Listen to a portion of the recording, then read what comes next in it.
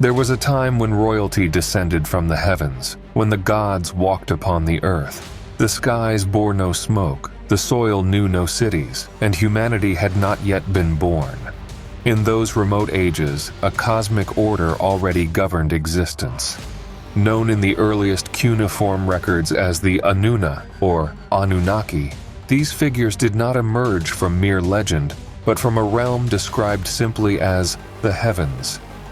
This phrase, and in Sumerian, did not mean only the visible sky. It was a layered domain, dense with cosmic implication. Later texts introduced the term Nibiru, meaning the crossing, a word pregnant with interpretive possibilities.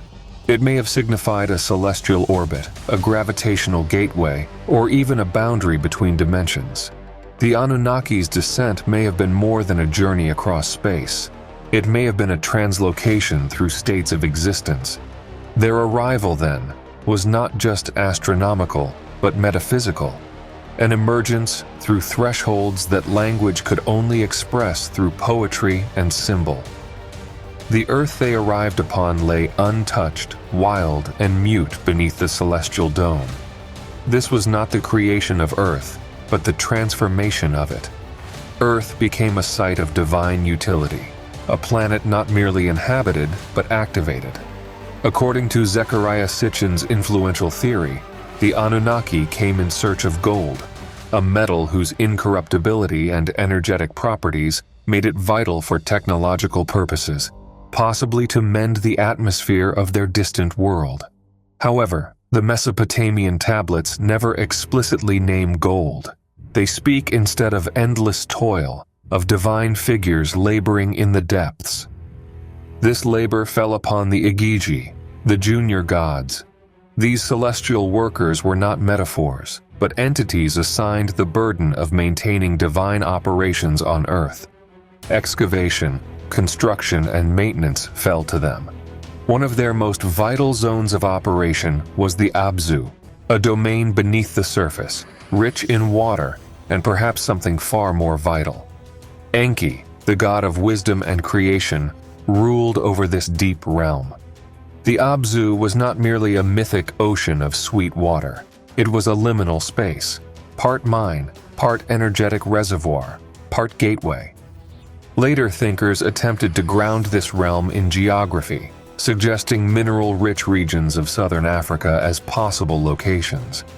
Prehistoric mines there, some over 40,000 years old, show traces of extraction, but lack the human infrastructure expected for such activity.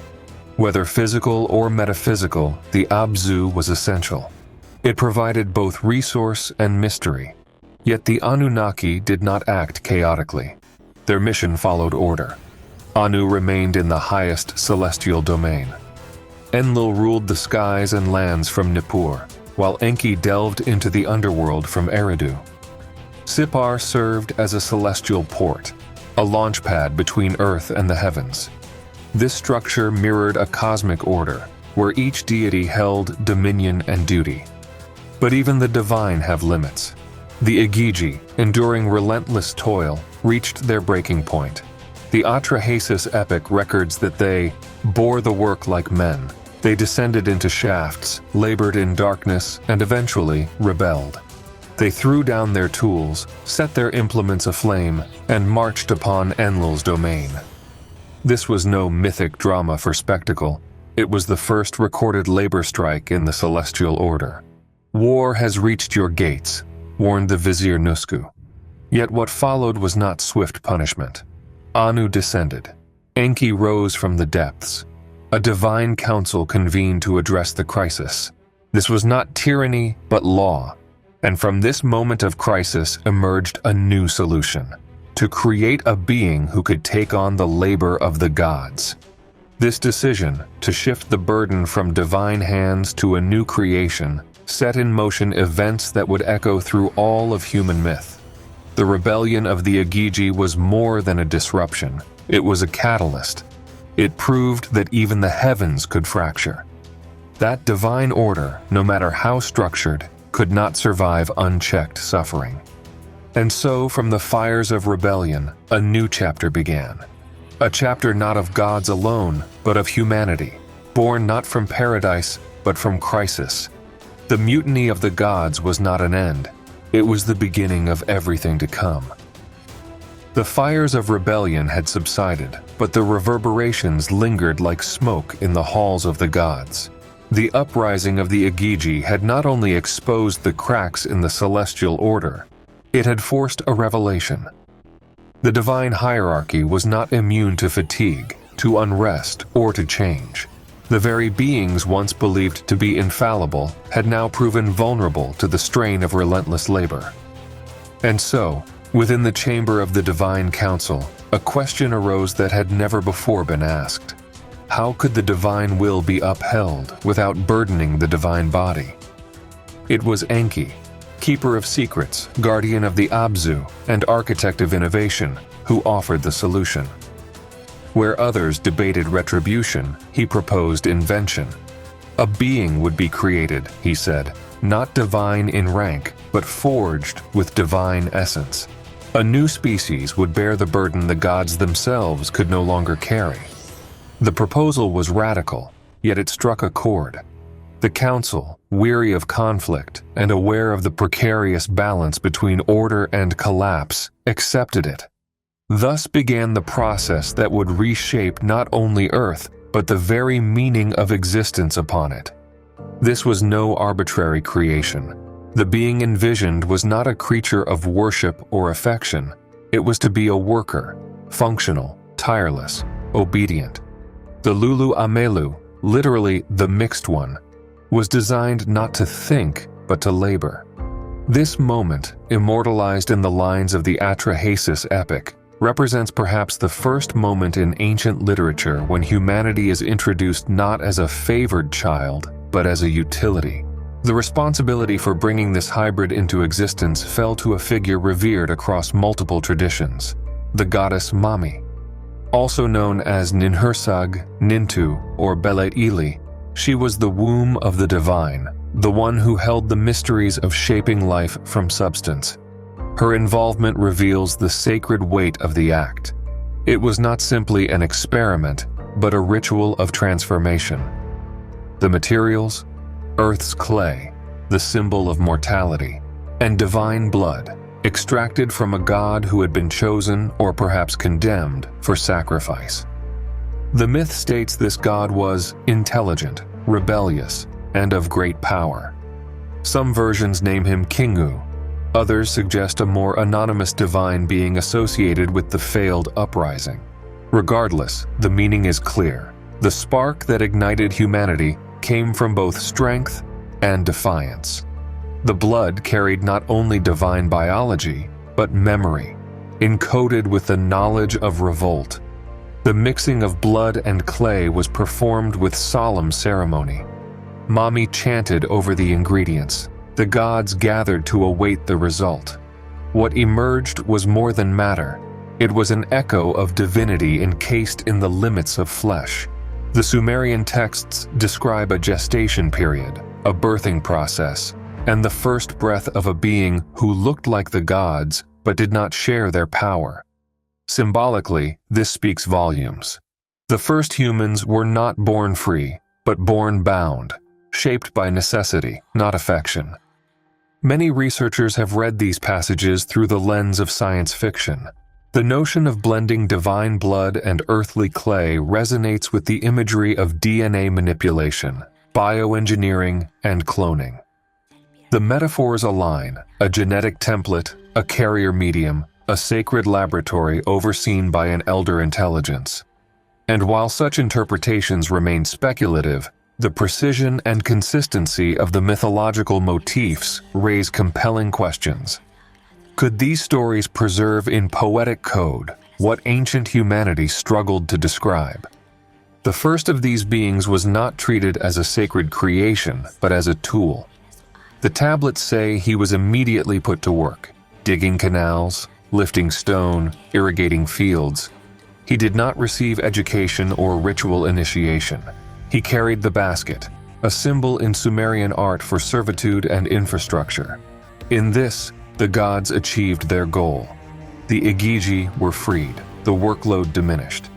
But something unexpected had been introduced, for within this worker flowed divine essence, not enough to grant him the powers of a god, but sufficient to awaken awareness. The myths don't say this directly, but they hint. Humanity was not a blank slate. Something lingered from the sacrificed god, a seed of memory, a spark of revolt. And over generations, this spark would grow. The servant would begin to question. The creature of labor would one day speak of destiny. Here, the Sumerian account diverges sharply from later religious traditions. In Genesis, humanity is formed in God's image, given dominion, and only later corrupted. In the older Mesopotamian view, humanity begins as a construct, one designed to serve, and must earn its meaning through struggle and awakening. This shift in perspective transforms the myth. Humanity's journey becomes not a fall from grace, but a climb from subjugation. The creation of the primitive worker was the gods' answer to crisis, but in solving one problem, they planted the seeds of another. They forged a mirror, and in that mirror, the divine would one day see its reflection. A reflection not of obedience, but of complexity, curiosity, and eventually defiance. Beneath the echo of rebellion, the gods stood at a crossroads. The revolt of the Igigi had shown that divine power could buckle under endless toil. If the Anunnaki were to continue their mission on Earth, a new strategy was required, one that would relieve the gods from labor while preserving their dominion. It was Enki, mastermind of the Abzu, patron of craft and transformation, who advanced the radical proposition. Rather than punish the errant workers, he suggested invention.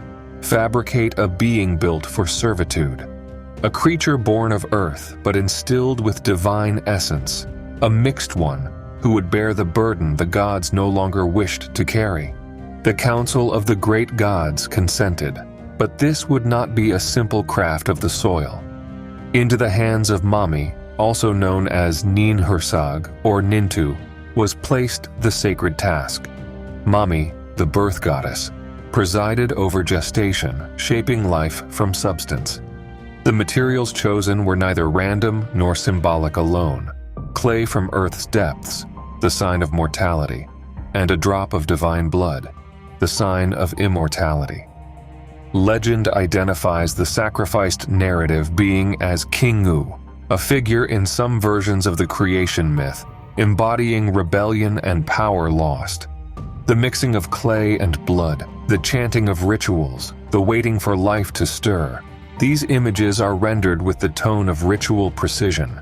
Across different tablets, humans awake not in innocence, but in capacity, capable of labor. Immediately they are set to the work of canals and fields, of building cities. They are not children of affection, but instruments of management. Yet the being produced carries more than hands for labor. Embedded within it is the divine spark, a potential waiting in silence. The clay figure, formed to serve, holds internal contradiction, shaped to obey, yet seeded with transcendence. This duality would mark the human journey for millennia. Humans would serve gods, but they would also ask why. Humans would build monuments for deities, but in their hearts long for meaning. In this telling, the creation of humanity is not celebrated as a joyful act, but described as a pragmatic solution. The gods did not form humans to love, they formed them to relieve. And yet in that necessity, they created a mirror to themselves. Humanity would carry the legacy of both slave and sovereign. The first humans were therefore placed into service. Their mandate, to carry the yoke of gods, clear the swamps, mine the ores, irrigate the fields, build the temples. The myth emphasizes the baskets and chisels, the instruments of labor, rather than crowns and scepters. Yet it also hints at the shift. A once subordinate class, the Igigi, replaced by a new class, humankind, bound to the earth and the gods, but on different terms. In later traditions, this myth diverges. Humanity is portrayed as beloved, as stewards, as children of gods or gods themselves. But here in the older Mesopotamian account, human origin is mingled with exigency, design, and engineering.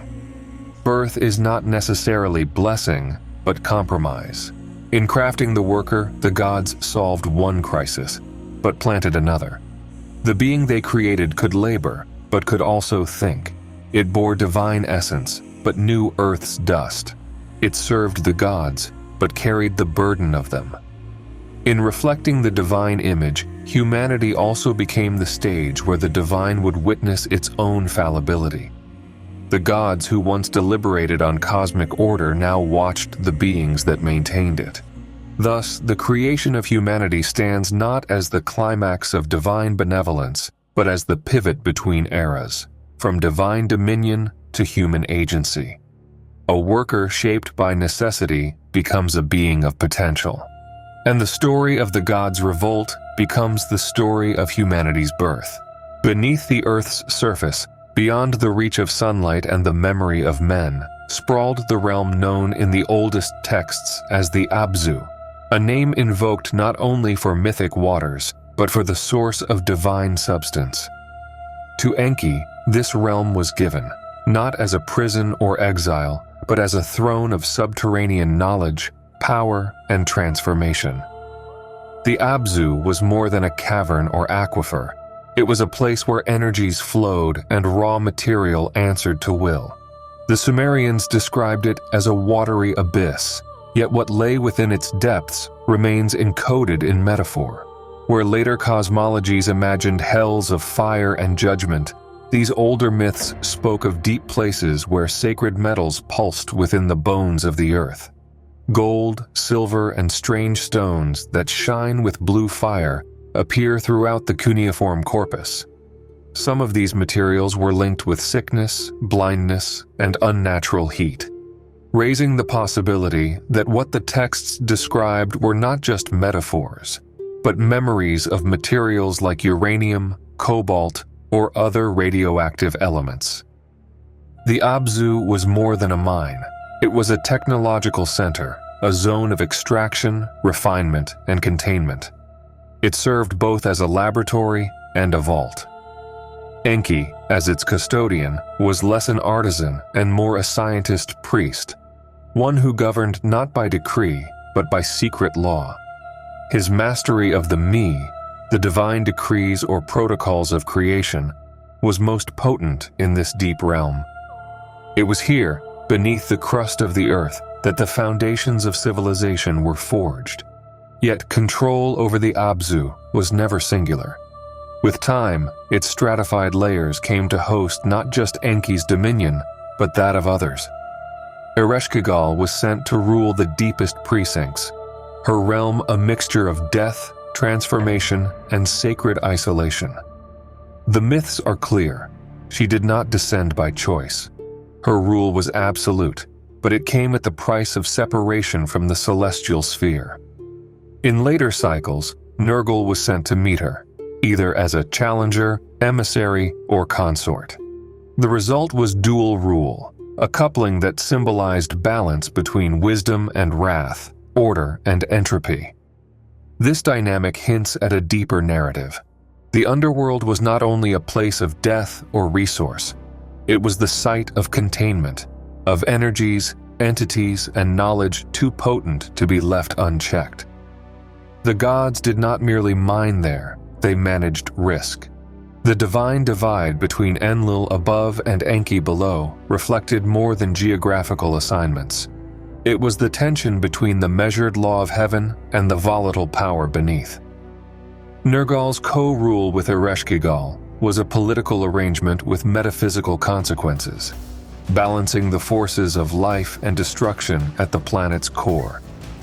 Ancient African mining sites, some dated between 40,000 and 70,000 years old, offer an intriguing parallel. Found across regions such as Zimbabwe and Namibia, these locations show signs of sophisticated extraction without corresponding signs of advanced human culture. Tools are absent, structures are few. The mines seem almost surgically precise, as if the labor force behind them was not Homo sapiens alone. Though mainstream archaeology remains cautious, the anomalies persist. Could these be remnants of the divine project, the traces of the Igigi, or even early human workers under divine guidance? The mythic texts describe the effects of this labor: afflictions, mutation, and mental disorientation. Workers spoke of dark whispers, of their eyes becoming dim, of the stones speaking. Such accounts mirror what might be expected in prolonged exposure to radioactive substances. Radiation sickness, hallucinations, altered perception, all wrapped in symbolic language but pointing to consistent phenomena. In controlling these zones, the gods displayed not cruelty but necessity. Sacred laws, rituals, and spatial divisions were implemented to protect what had been uncovered. And yet, the rivalry between Enki and Enlil, already present in earlier chapters, deepened here. Enlil's oversight was law, while Enki's dominion was experiment. One governed from the air, the other from the stone. Their differences shaped the spiritual geography of the planet itself. In the worldview preserved by these myths, the earth was never divided into heaven and hell, but into layers of purpose. The heavens watched, the surface obeyed, and the underworld transformed. The Abzu, in this model, was the pivot, the place where divine intention met planetary resistance. Thus, the divine divide was not merely vertical, but ideological. The gods ruled different realms because they represented different forces, and the underworld, more than any other, revealed their limitations. In that place of blue stones and silent corridors, even the divine had to reckon with mystery. It was there, in the earth's hollow veins, that the ancient world found its engine. Not in the sunlight of temples or the chants of priests, but in the roar of extraction, the glow of unseen metals, and the quiet knowledge that what was buried could one day awaken.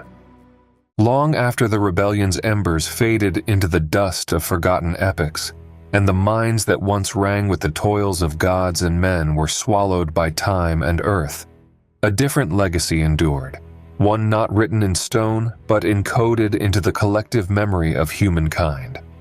The Anunnaki were no longer visible, their thrones left to crumble, their command withdrawn into the ether. Yet something profound remained, an imprint, an echo, a presence that refused to vanish. Humanity, born of necessity, persisted beyond its original function. No longer merely a labor force, the species that rose from clay and divine blood carried within it the silent memory of a time when the lines between God and mortal were blurred. Myths, rituals, and sacred architecture became humanity's archive, preserving fragments of a golden epic when the divine walked the earth. The earliest Sumerian tablets whisper of an age not ruled by gods from afar, but shared with them.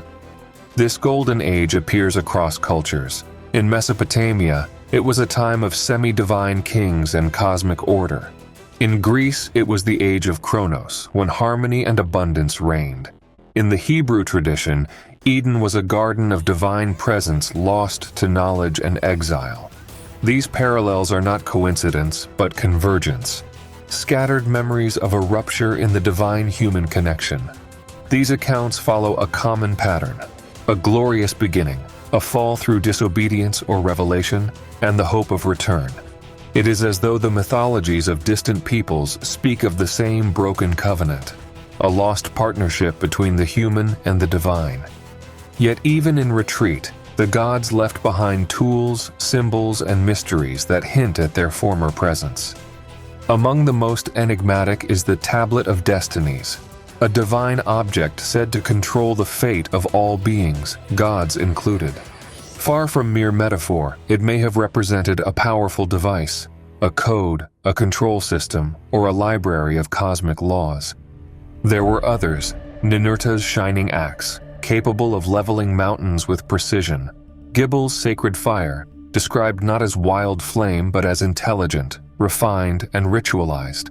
These mythic tools suggest a technology inseparable from spiritual power.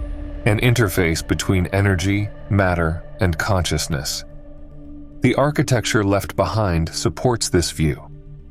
Ziggurats aligned with solstices and star clusters, megalithic foundations beneath temples with no known builders, and monolithic structures whose function appears ceremonial yet resonates with cosmic timing. These were not arbitrary constructions. They were signals, memory anchors, perhaps even instruments awaiting reactivation. But the greatest legacy was not the artifacts or the temples.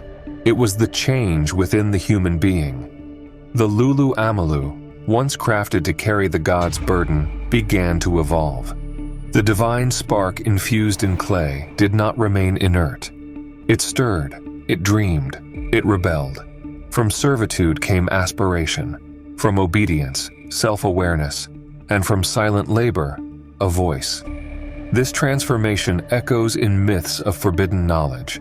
Enki giving wisdom to humanity against divine decree, Prometheus stealing fire, serpent gods teaching secrets in ancient gardens. These stories are not simply moral allegories. They may reflect a deeper truth, that the human was never meant to remain a tool, but was always destined to awaken. With that awakening, the gods withdrew, perhaps in fear, perhaps in awe, or perhaps because their task was complete. They had planted something within humanity, a reflection of themselves, both noble and flawed. And with that reflection came potential, for chaos, for creativity, and for transformation. The silence of the gods became the crucible of civilization. Left to its own devices, humanity built cities, forged empires, wrote scriptures, and stared once more at the stars. And always, the question remained, would the gods return? Ancient calendars speak of cycles and returns. The Sumerians, Egyptians, Mayans, and Dogon all tracked time not as a straight line, but as a spiral. They expected recurrence, alignments, conjunctions, and gates that would one day reopen. Prophecies, omens, and sacred geometry all point to a reunion not only across space, but across layers of reality. If the Anunnaki were not merely extraterrestrial, but extra-dimensional, entities that traverse states of being, then their return would not involve travel through space, but resonance with Earth's energy, human consciousness, and celestial timing. The myths speak of crossings, mountains of assembly, and the gate that cannot be closed. These were not poetic flourishes, but perhaps technical descriptions encoded in sacred narrative. And when they return, it may not be as lords reclaiming their dominion. They may return as kin, or as the reflection of what humanity has become. For their essence was seated in human blood, and in that blood, memory lingers. The Golden Age is not merely behind, it is ahead, in dreams, in myths, in frequencies waiting to be tuned. When the resonance is right, when remembrance pierces through forgetting, the gate may open once more. If you enjoyed the video, hit the like button, leave a comment, and choose your next video.